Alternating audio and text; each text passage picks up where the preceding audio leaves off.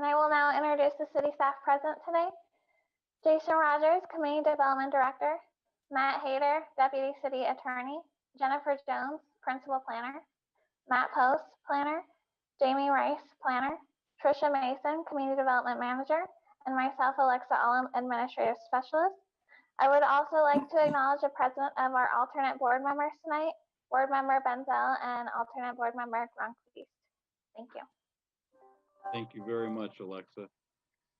I'd like to call for a motion to approve the minutes for the previous meeting. Is there any discussion regarding the minutes to the previous meeting?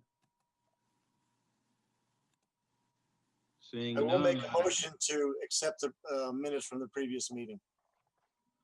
thank you very much. May I also get a second on that? Second. I have a motion and a second for approval of the meeting for the previous meeting. May we have a vote on that, please, Alexa? Yes. Board Member Kuhn. Agreed, yes. Board Member Brinkerhoff. Yes. Mayor Huseman. Aye. Vice Chairman Hoag. Yes. And Chairman Lawful. Yes. Thank you. Before we begin our first public hearing, I'd like to remind the board to use the public hearing only to ask questions, not to express opinions or indicate how they may vote on the matter. I would also like to remind all applicants that in order for your application to be cited in your favor, it must be supported by 4 members of the board. Any motion to approve an application that fails to achieve 4 concurring votes shall be deemed a denial without further action. Will the city attorney please introduce the first case this evening? Of course, we have 2 cases tonight that are very similar. The first case is A-1753-H-20. Crown Castle, on behalf of AT&T Mobility, is requesting a height exception to increase the height of a telecommunications tower on the property from 93 feet to 113 feet for the property located at 9975 East 104th Avenue, zoned I3, Heavy Intensity Industrial District. Mr. Matt Post will be presenting the case on behalf of the city this evening. Matt? Good evening, board members and mayor. Alexa, will you be sharing the, oh, there we go. Thank you.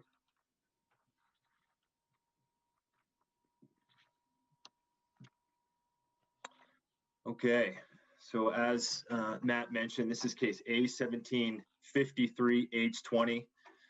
A height exception request for an existing telecommunication tower. The applicant is Crown Castle. Next slide, please.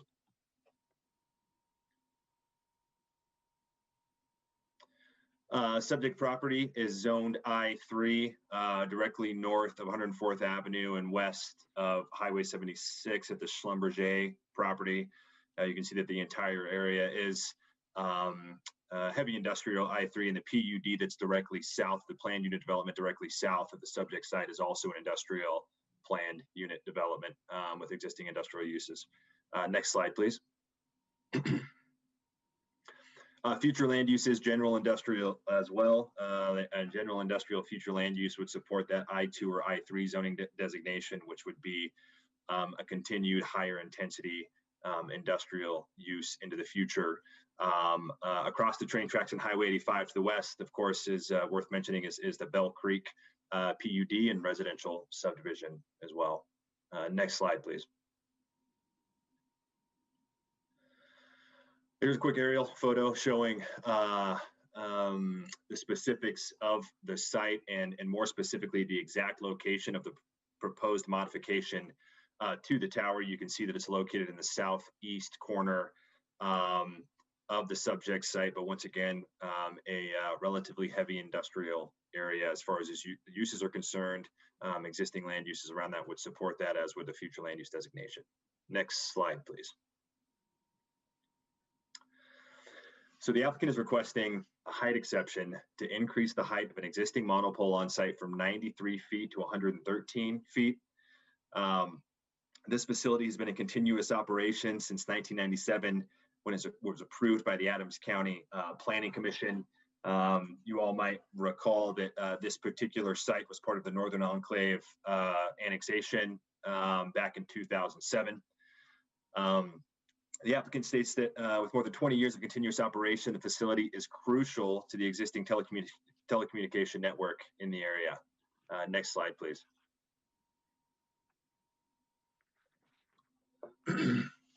So the request for modification of this tower is qualified to be reviewed as an eligible support structure, along with an eligible facilities request under the provisions of Section 6409A of the Middle Class Tax Relief Act, which is commonly known as the Spectrum Act.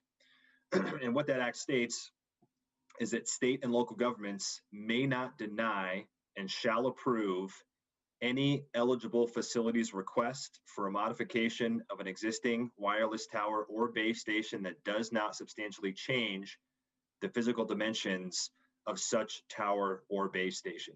Essentially, any existing telecommunication piece of infrastructure would qualify under 6409A as an eligible facilities request. And this particular site does qualify as an eligible facility. Or an eligible support structure, rather. Next slide. So staff performed a thorough review of this application in light of the request and found that the proposed increase in height does not constitute a substantial change as defined and clarified in FCC declaratory ruling and notice of proposed rulemaking, which specifically states that adding an antenna array to a tower out of the public right-of-way, and as we recall, this tower is not in the public right-of-way, it is on private property, that increases the height of the tower would not be considered a substantial change by itself if there is no more than 20 feet of separation between the nearest existing antenna. So more specifically, this provision in regard to substantial change is calling out a distance between an existing antenna and a proposed antenna, and the antenna is separate from the monopole. We'll continue in the presentation here and clarify the difference. So next slide, please.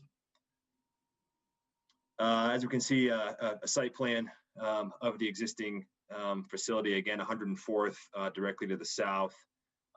Florence Street is directly to the east of the subject site, so it is relatively visible from the road that was recently constructed at the right-of-way, Florence Street on the east there, but it is set back a considerable distance from 104th Avenue, though it is relatively visible because of its height. Next slide, please. Here we have a proposed elevation of what the tower would look like. You can see the separation distance from the middle antenna that you can see would be the highest, most existing antenna at this point. Of course, the upper antenna and the antenna is are the extensions of the tower itself that extend horizontally, and you can see the distance between those two antennas, and of course that distance is less than 20 feet. Which is why we have found that a substantial change is not occurring in line with 6409A clarifications. Next slide, please. Here's a view of the existing tower, east view from Florence Street. As you can see, it's a relatively large tower. So the applicant is proposing that 20-foot extension to the top, but again, that measurement from antenna to antenna, top of antenna to bottom of proposed antenna, is less than 20 feet. Next slide, please. View of the tower from the intersection of Florence and 104th, the south side of 104th, again, relatively visible. Next slide. This photo is taken from the elevated portion of 104th Avenue that's just east of the subject site. So again, as you can see, the tower is visible. This is taken from the sidewalk there. So whether or not individuals notice this as they're driving by is up for debate. But that would be the view from the elevated portion of 104th Avenue. Next slide.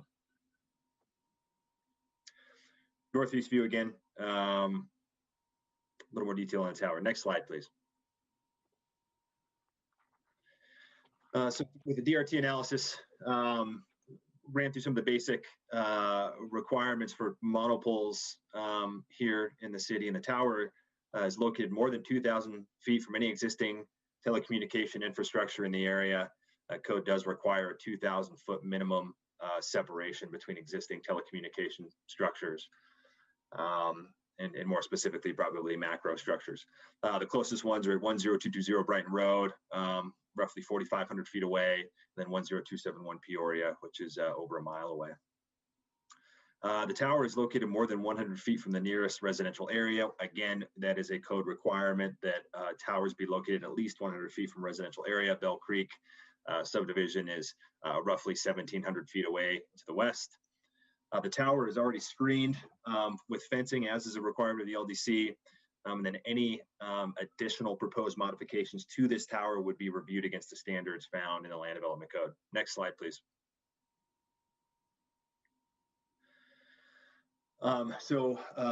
More specifically, in regard to the height exception request in light of 6409A, based on the qualification of this tower as an eligible support structure, and the findings indicating that a substantial change is not occurring, based on the language of 6409A and the fact that federal law preempts jurisdictional law in these specific cases and scenarios, the city may not deny and shall approve the request for modification to increase the height of the tower from 93 feet to 113 feet. The development review team believes that there's a community need for the expanded operation of the facility to help with cellular signals across the range. These signals will also increase emergency access. But again, more importantly, we are reviewing this against the standards of 6409A and our ability to comment on this particular project. Next slide, please. Approval criteria for a height exception is as follows. The subject property and proposed structure do and will continue to comply with all other standards of the city. That is the case. The proposed increase in height would not impede solar access in any significant capacity due to its location. Visual access and rights of privacy, light, and air have not been demonstrated to be impacted from the proposed facility. We have found this to be the case. The proposed increase in height will have no impact on the city's ability to serve the subject property. So public roads, fiber optic, electrical service lines already serve the site. So there would be no impact. There's been no indication that emergency service will be impacted by the proposed structure. And as a matter of fact, the access to emergency service will more than likely be expanded through additional network capacity. The applicant has demonstrated a need for additional wireless coverage in the area and has demonstrated that the height exception under consideration is directly proportional to the ability to provide adequate coverage and capacity. The additional antenna will provide a significant increase in cell coverage in the general vicinity. It's also important to note that the city does encourage co-location of telecommunication infrastructure, and this height increase would allow for the co-location of an additional antenna as well. Next slide, please. Public notification was sent out for this particular request. Mailers were sent to all property owners within 500 feet. Publication was placed in the local newspaper, and then signs were placed on the property. As of December 7th, yesterday afternoon at 5 p.m., we have received no public comment in regard to this height exception request. Next slide, please. Oh, again, I'm sorry, the public notification piece. So based on the information presented, the development review team would recommend that the Board of Adjustment approve the request as outlined in the staff report. Next slide. And with that, I am available and willing to answer any questions that the board may have. Thank you very much, Mr. Post. I appreciate that presentation. That brought some things to light. Board Member Coons, would you have any questions regarding this matter? I have none. Thank you. Board Member Brinkerhoff, do you have any questions in regards to this matter? No, I do not. Well, thank you very much. Mayor Huseman, would you happen to have any questions in regards to this matter? No, sir. Thank you very much. Vice Chair Hoag, do you have any questions pertaining to this matter? No. Well, thank you very much. Thank you very much for your presentation, Mr. Post. That brought some things to light that I don't think we've heard about in the past regarding these cell phone towers. If there's any members of the public that would happen to have any questions pertaining to this tower, I don't know how they would do that, but it doesn't seem as though there are any.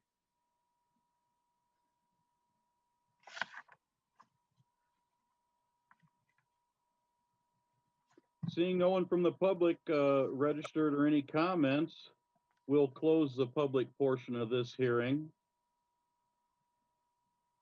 Does any other member have any final comments regarding this? Doesn't seem. Chairman so. Leffel? Yes, Ms. Hoag, please. I was wondering, in light of this 6409A that is listed, and it says that local governments may not deny and shall approve this. So in light of that, could not the Planning Commission just do that? Say that it was okay in light of this section 6409? Or does it have to come to the board? I think formally it needs to come through the board, although it would seem unlikely we'd be able to legally deny this. Or perhaps the FCC would, or some of those sorts would come after us. So I don't believe that there is a way in which we could deny this unless they found something out of the code with it. Does that help with your question, Ellen? Well, I guess so. I just was trying to expedite maybe some of these cell tower requests. If they're all going to come with this same, under this same section 6409, I didn't know if Mr. Hayter had any comment on that or not. Matt, would you have any input regarding that question? Sure, I would just let you know that, we do have a process that's set forth in the Land Development Code, and that's what we will follow. If it's something that there was some talk with management in community development about possibly making some future changes in the LDC to maybe move this to an administrative review in the future. And that might speed up their time under the shot clock as well, because we have a limited time under which to handle these applications. And it's something that I think they're going to start to explore. At the same time, we do have this, the federal regulations out there. That doesn't mean you can't deny it, but I think it would be reasonable to expect a challenge if you were to deny it. Yes. Well, I think there is also the point of making the availability for the public to comment on these matters, although I don't believe I've ever seen a public comment regarding a cell phone tower, but we should hold that option open for people. I think we have had some public comment in the past on some of these, limited in that regard, however. And I would also note that there are also processes within community development for even where notice is sent and opportunities for comment to be received within the department without necessarily having a public hearing. So there are other avenues to collect that kind of feedback as well. Well, thank you, Matt. Well, I think that it's nice that we didn't have to go over the landscaping detail with this gentleman again. That's what we did the last time. If there be no further discussion regarding this matter, I'm prepared to accept the motion. Mr. Brinkerhoff, could you forward this with a motion, please? I can.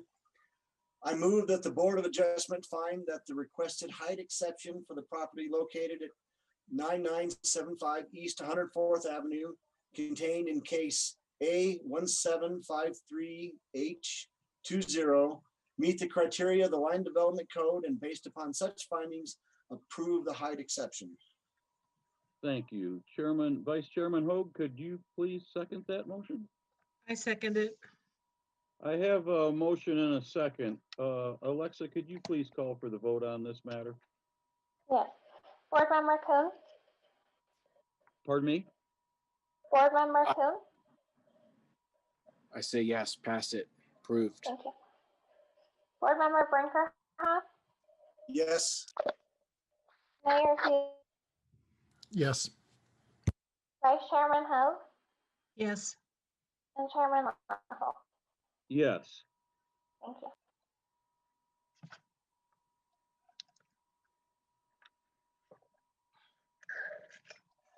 Well, I believe that they have successfully got their first approval. Will the city attorney please introduce the second case for the evening? Of course. This evening's second case is A-1754-H-20. Crown Castle, on behalf of AT&T Mobility, is requesting a height exception to increase the height of a telecommunications tower on the property from 77 feet to 97 feet to add additional antennas for the property located at 17410 East 120th Avenue, zoned PUD, Plan Unit Development District. Once again, Mr. Matt Post would be making a presentation on behalf of the city this evening. Mr. Post, sir. Okay, thank you, board members and mayor. So I apologize in advance. This will be a redundant presentation. If I may interrupt, please. Mr. Post, do you have any new information to provide us that hasn't been provided within the packet that we received on this matter? For this particular case?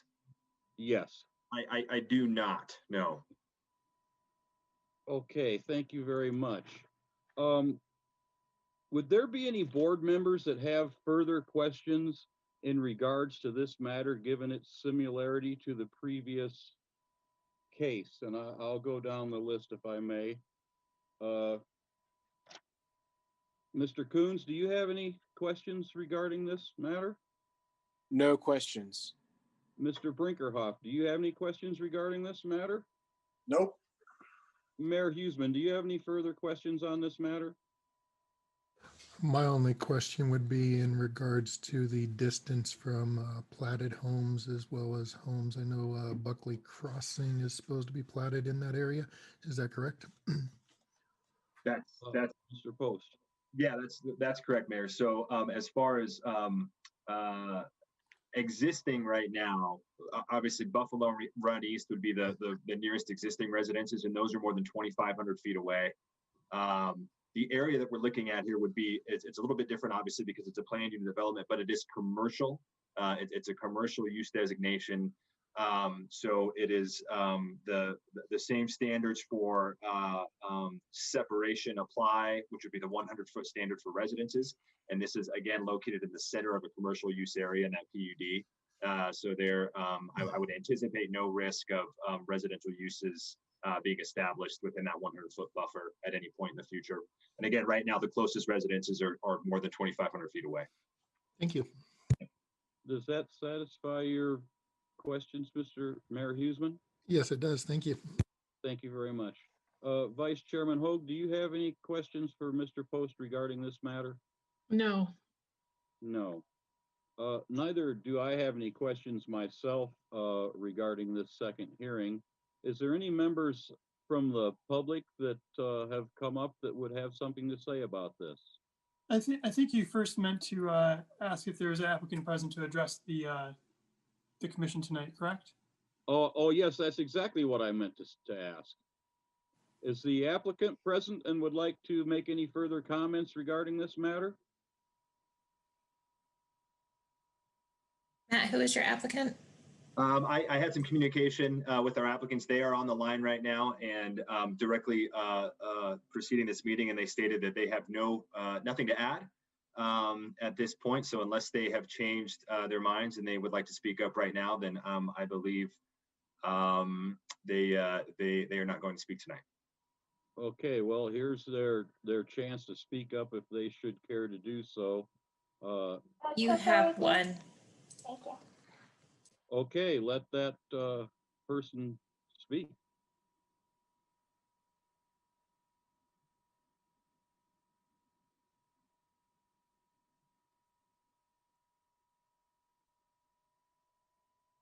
Hello, is my audio working? It is now. Okay, awesome. Okay, I thought there was, thank you, board, for hearing my case and the time to hear. My name is Christopher Guest. I am the National Zoning Manager for Crown Castle. What I would like to say is that we are doing a antenna co-location for increased coverage at the subject site.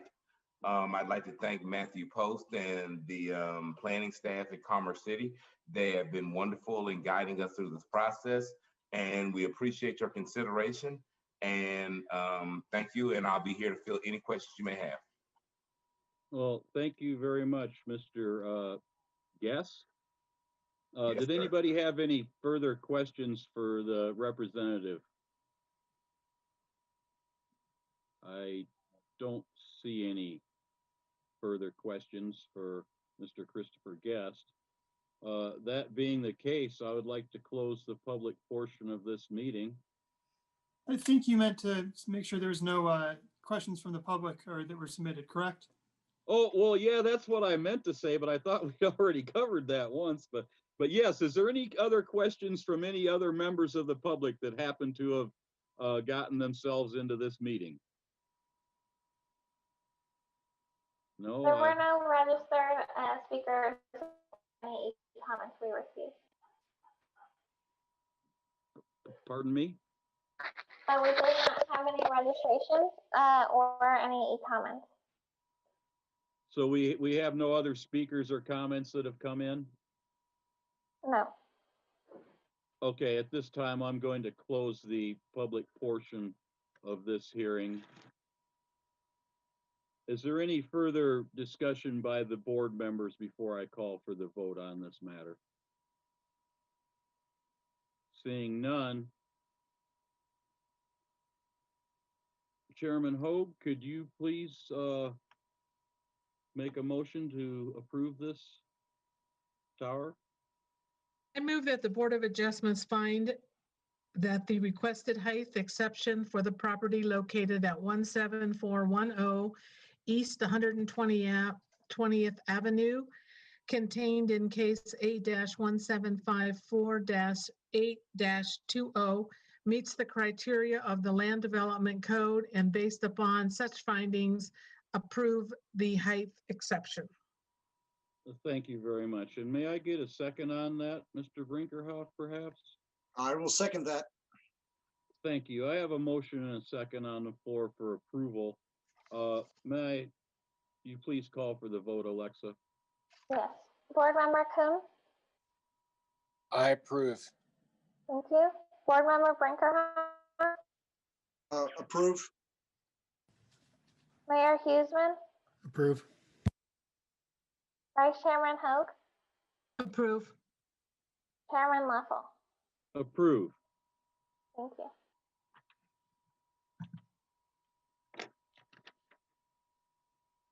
I believe they have their variance for their second tower. Thank you very much.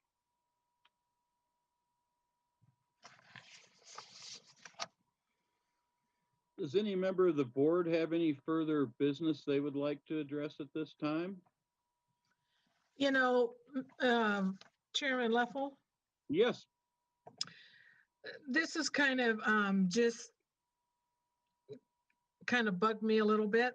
So when we received our packet, which is back on December the 3rd, which when I received my packet, and when I went through the packet, it listed that nothing was, they had received no feedback as of December the 7th, which was yesterday. So I would like to see it truly say that nothing has been received on December the 3rd, or whatever date that is that the packet goes out, and then an update when the presentation is done. So that's just an FYI for me. Well, I would suppose somebody could clear up till the last minute, attempt to have their comments heard. Seems unlikely, but I think that should be available to them. How we are to know that, shy of it being formally announced at the beginning of the meeting, I don't know.